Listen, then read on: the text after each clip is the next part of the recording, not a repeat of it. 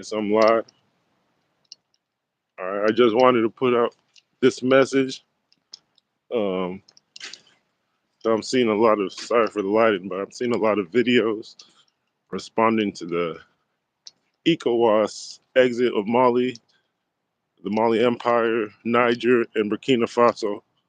Um, they said that their exit was due to what they call the lack of Pan-Africanism in ECOWAS. Um, if you guys know the history of Mali, you know it was an empire. It's also the Fulfulde, or the Fulani language way of saying the Mande or the Mandan Empire. So Mali took the name, this country took the name from an ancient empire and their ancestry. So they're very proud of their history, and they've always tried to seek a federation or rebuild that empire in modern times.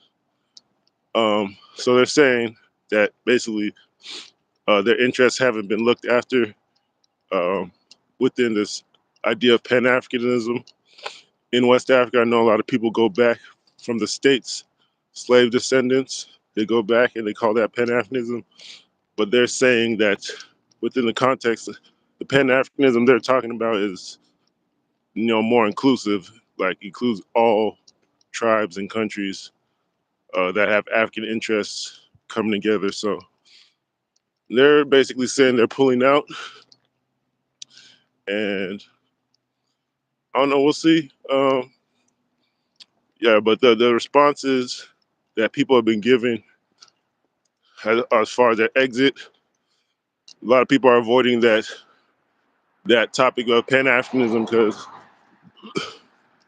well, in ECOWAS, what remains basically Nigeria, which we know has that whole Wazobia thing, the Hausa, Igbo, Yoruba.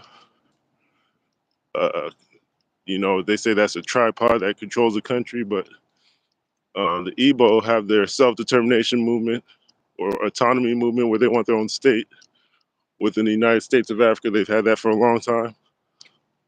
That's kind of actually a Pan-African movement to the southeast. So they've been talking about pulling out or having their own country for a long time.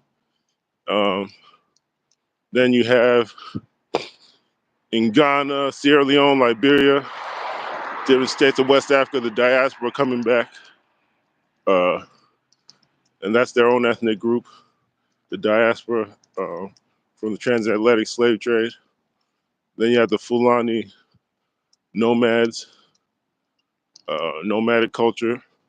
So it's only a few groups that really have influence in the remaining ECOWAS uh, countries. The diaspora, the Fulani nomadic culture are well represented. Oduduwa, the Yoruba, the Khan, Ashanti, Ewe, Oyo, all those empires, the homie that used to fight and unite and share some ancestry, and their kings travel back and forth to modern days trying to do business, cocoa and all that, cocoa farming. Those are usually the interests you see represented at ECOWAS meetings and international meetings and talking to presidents. So I don't know. There's a lot of there's sanctions going on in northern Nigeria. It's affecting them. So a lot of people are questioning the borders.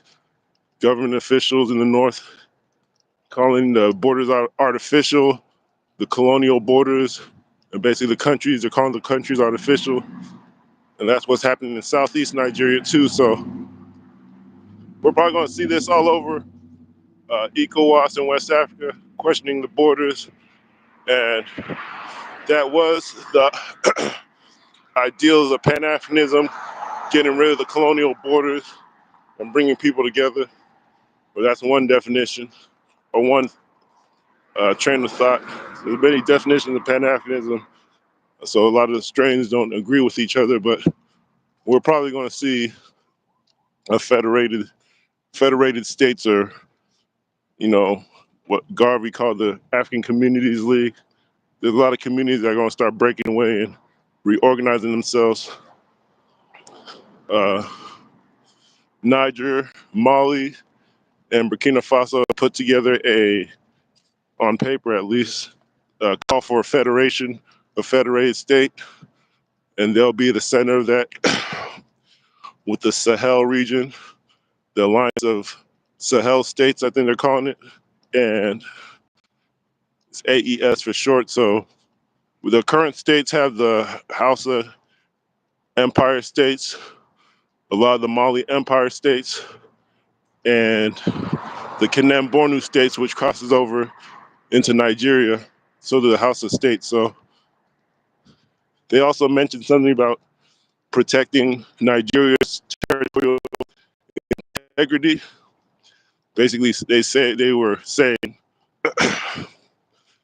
that they were key to Nigeria remaining one, and they kind of have control over that. So they signaled that in their political response a couple of days ago. So it's a lot of politicking going around to change the borders of Africa and create new countries. So that's what's really going on. I just saw a video, someone in Ghana talking about socialism, and that's not the goal that a lot of people are talking about. Or yeah, see, that's that Kwame Nkrumah stuff. But these guys seem to be more Black and African centered in their thinking and race centered in their thinking. So we'll see. A lot of those countries speak French, but they seem to go in a more a Black and traditional uh, definition of Pan-Africanism, but we'll see. So, Haiti's a French-speaking country as well, so there's presence and connections between Nigeria, Burkina Faso, Mali, Niger, Haiti, Eastern Nigeria, the Igbos, and Biafra. So we'll see what's going on. It's all developing. We'll see, but we could have that thing Garvey was working on, Marcus Garvey and Amy Garvey. So just signing off. I had to get that out there. Peace.